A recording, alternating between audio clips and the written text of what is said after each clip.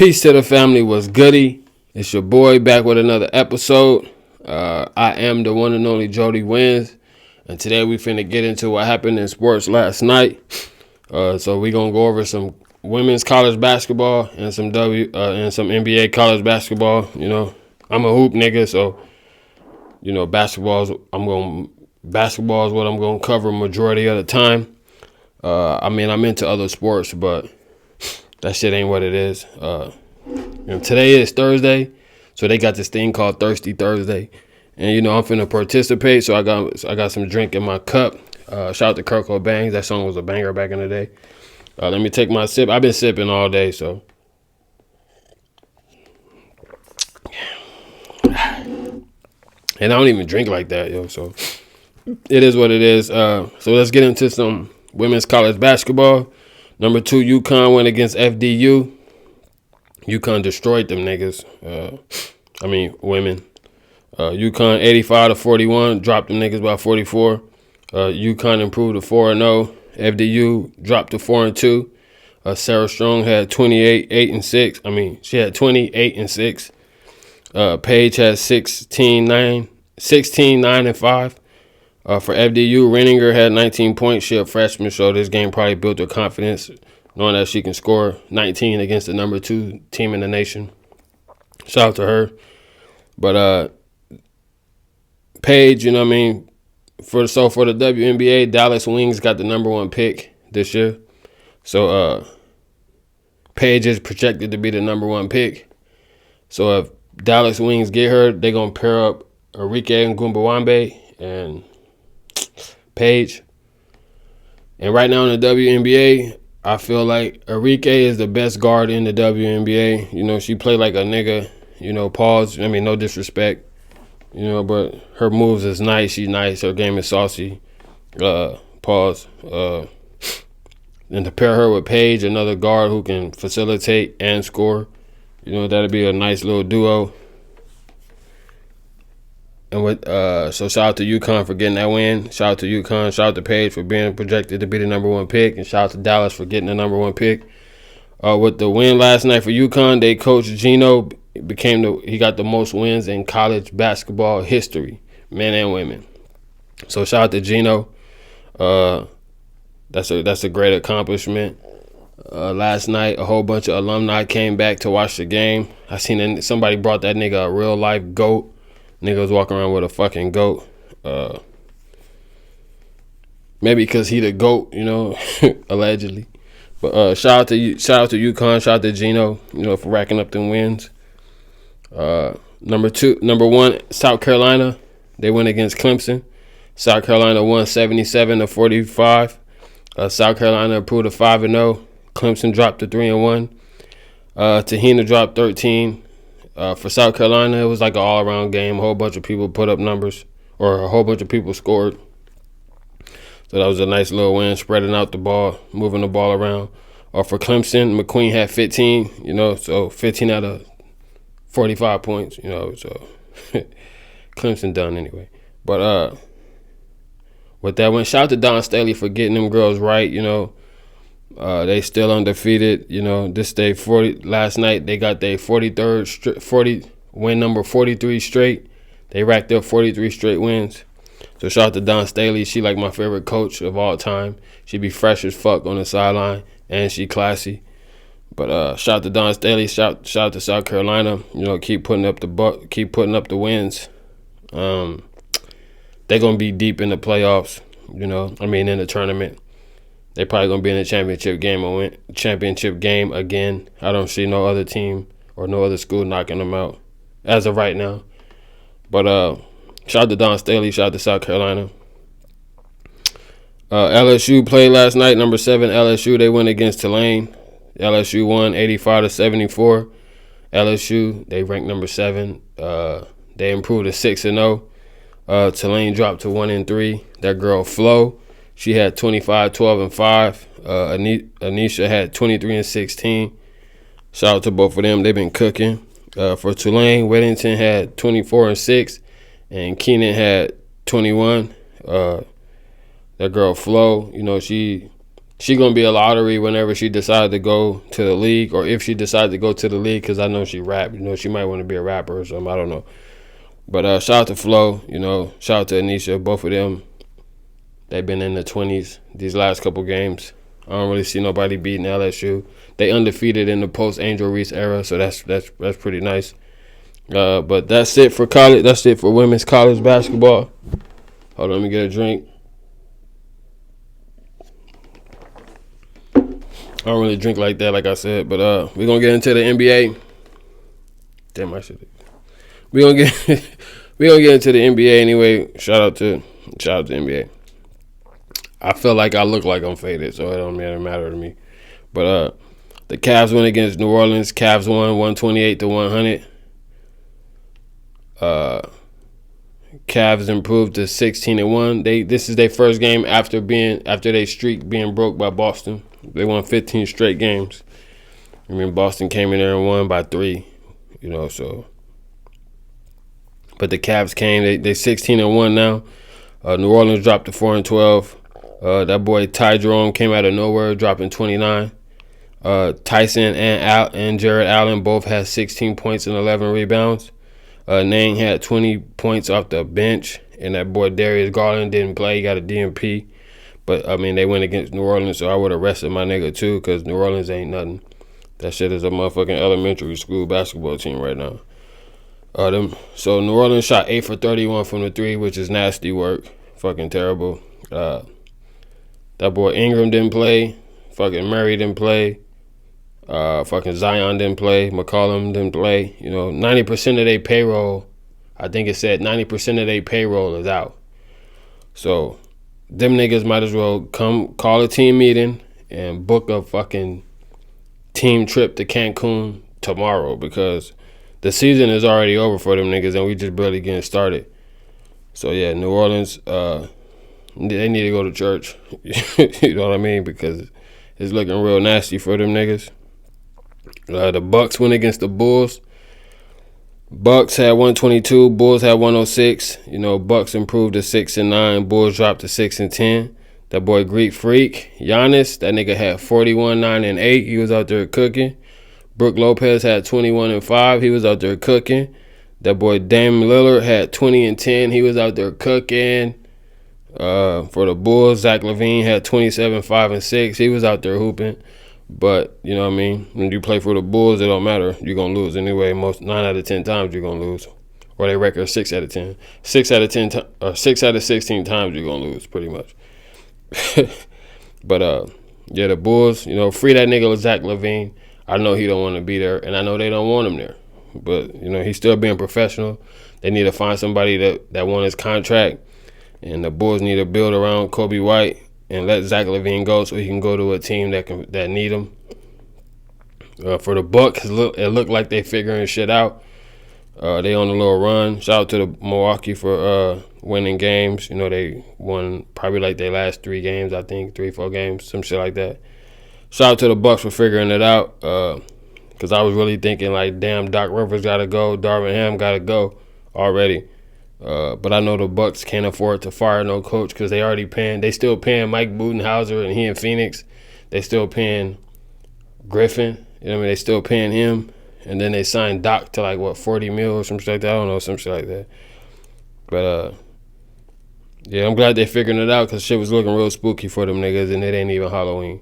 But the Rockets went against the Pacers. Rockets won 130-113. Rockets improved to 11-5. Pacers dropped to 6-9. Sengun had 31-12. Jabari Smith had 23-8. And Van Fleet had 18-6. Shout out to the Rockets. They cooking. A young team. They 11-5. For the Pacers, Siakam had 21. Jackson had 24. For both of these teams, I ain't really going to throw no salt on their names because the Pacers, they on the East. And the East is looking real fucking ass this year. I think they only got 2, 3, 4 teams, maybe above 500. I know the Pacers is gonna be in the playoffs at the end of the year, so it ain't really much to say about them losing this game. They ain't gonna go deep in the playoffs, because last year They only got deep. They only went far because fucking everybody they played against was injured.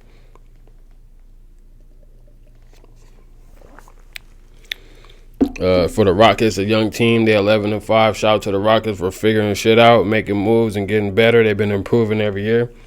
Hopefully, this year that they make that OKC Thunder turnaround, where they become a threat. I know they need a couple more pieces, but they building and building. That's good for a young team. Okay, so after the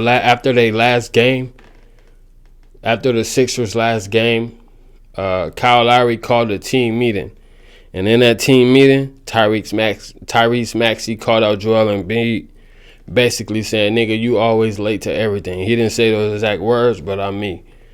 But he said, "Nigga, you always late to everything." And shout out to Maxey for speaking up, because for the last couple years, I'm gonna say the last decade, Joel Embiid don't take no accountability. Like, first everybody was pointing the finger at Ben Simmons, then they went to Jimmy Butler, then it went to motherfucking James Harden, then it's Tobias Harris, like all these motherfuckers. For you not being a good leader. Don't nobody want to see their leader showing up late. Like, you gotta set an example for these young niggas. You know what I mean? So for Tyrese Maxey to speak out on their best player on their team, that's a good sign. Everybody got to be held accountable. So after that, this their first game since the meeting. Them boys went against the Grizzlies. The Grizzlies won 117-111. Grizzlies improved to 9-7. Sixers dropped to 2-12. For the Grizzlies, Triple J had 25 or 23, 25. Desmond Bane had 21, 10, and 6. For the motherfucking Sixers, they dropped to 2-12. Yo, that's the worst fucking record in the NBA. That shit is wild. When you look at their roster and look at their record, that shit is fucking disgusting. But Embiid showed up though, his season high. He had 35 and 11. McCain, the nigga that be painting his nails and shit, and on TikTok, that nigga had 20 and 5. He been their most consistent player all year. Between him and Maxey. Maxey returned this game, but he was struggling. He only had like 8 points or some shit like that. And PG, that nigga got hurt this game. Nigga hyperextended the same knee that he hyperextended in the playoffs. So the shit is looking real wild for the Sixers. Them niggas is 2-12. For them to have Joel Embiid, the rookie McCain, he hooping. Y'all got Maxey. Y'all got Paul George. Y'all got Eric Gordon. Y'all got motherfucking Andre Drummond. Y'all got the little light-skinned nigga. Y'all got Kmart Jr. Like, y'all got a squad, and y'all got the worst record in the NBA. Shit is fucking ridiculous. I know y'all been injured. Like, y'all started the season with just Tyrese Maxey, and he was hooping. But he couldn't do it by himself. Paul George come back. Maxey get hurt. Embiid come back. Maxey come back. Paul George out. You know what I mean? So it's just like shit real wicked out there in Philadelphia, and I think this shit is a fucking dud. I don't know why Paul George signed for the max when you're not even that player. You can't even stay on the court, my nigga. Shit is sad for them niggas, for them to have all them players. Them niggas is 2-12, got the worst record in the NBA. It could be more behind the story. I honestly think Joel Embiid might be done in Philadelphia, like mentally. The reporter shit that he went through and how they did him.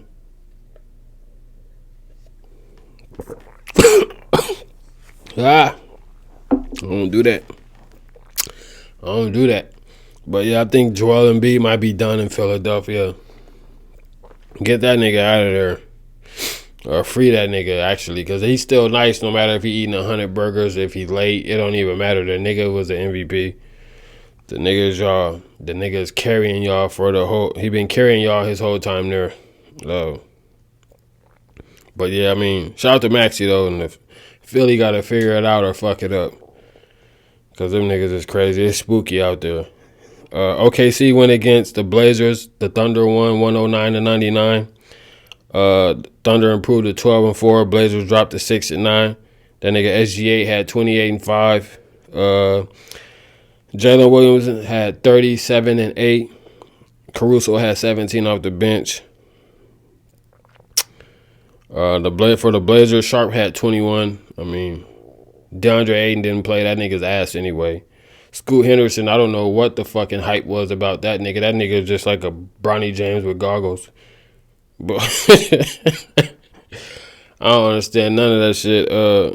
Shout out to OKC though. They gonna be there. You know they gonna be there at the end. Chet hurt. That nigga Hartenstein returned from injury. He had a double-double. I think he had like 13 and 10. I didn't write that in my notes. But I think he had like 13 and 10. When Chet come back, you know, OKC gonna be there at the end. We already know. Shout out to OKC. Blazers, that shit is like a fucking middle school basketball team. I don't understand it. DeAndre Ayton, I don't even know why he's still in the league. That nigga's ass, he a crybaby, he everything. The New York Knicks went against the Phoenix Suns. New York won 138-122. The Knicks improved to 9-6. Suns dropped to 9-7. Karl Anthony Towns had 34 and 10. Jalen Brunson had 36 and 10. Josh Hart had 19, 11 and 6. Shit is real crazy out there in Phoenix without KD. Booker had 33 and 5. Them niggas is 1 and 6 without KD. 1 and 6 without KD. Y'all gotta put some respect on KD name, man. Like y'all talking about niggas out there talk. Stephen A. talking about Kevin Durant ain't no leader. Charles Barkley talking about Kevin Durant ain't no leader and shit. He leading by example, it look like, because without him, these niggas is lost. Kevin Durant, my favorite player in the NBA. I don't want to see him go out like this. I think them niggas deserve the ring. I think he deserve another ring outside of Golden State. And I think he got a chance to do it here, but these other niggas is just not it. You know what I mean? Is Booker really not like that? You know, Booker showing he ain't like that. You know, he just put up unnecessary points. He don't put up points for wins. But I don't know. I don't know. Bradley Beal, I'm not a fan of that trade. Like I said, I've been telling everybody they need to trade Bradley Beal to Brooklyn for Cam Thomas and Ben Simmons. Get rid of Beal's contract. Send that shit to Brooklyn. Bring back Ben Simmons and Cam Thomas. Start Ben Simmons. Put Cam Thomas off the bench. Run Ben Simmons until this is his last year of his contract. At the end of the year, don't re-sign that nigga. Now you free up all that cash, all that cap. You free up that cap. And then you can go get somebody else. You know what I mean? You can go get somebody else. But Bradley Beal ain't it. Like, imagine having a squad, Bradley Beal, Ben Simmons, Kawhi Leonard, fucking Joel Embiid, Paul George. Like, these niggas is always hurt. The all-NBA hurt niggas. You know what I mean? That shit is fucking crazy. These niggas, the Suns is 1 and 6 without KD. Them niggas got to get well soon because they started off the season, they was leading in the West, them and the Warriors. Now them niggas is 9 and 7. For the Knicks, Brunson and Cat dropped 70. Between the two players, they had 70. And that's nice. Yeah. That shit is crazy, yo. Like, I don't even know. 70. And then plus 19 from Hart, that's like 70, 80, 89. That's 89 points between three players. Like, that shit is crazy. But them niggas don't have to figure it out because, my nigga KD don't deserve to go out like this. But Devin Booker, you going to have to do something, you know what I mean? Bradley Beal, you going to have to do something because you fucking ass. But anyways, shit. Motherfucking Golden State Warriors went against the Hawks. Golden State, they won 120-97. Golden State improved to 11 and 3. Hawks dropped to 7 and 9. Wiggins had 27 and 7. Curry had 23 and 8. Shout out to the Warriors because they've been hooping in this post-Klay Thompson era. I didn't think they was going to be this good. without Clay. I thought they was, because these last couple years been kind of fucking wicked for them niggas.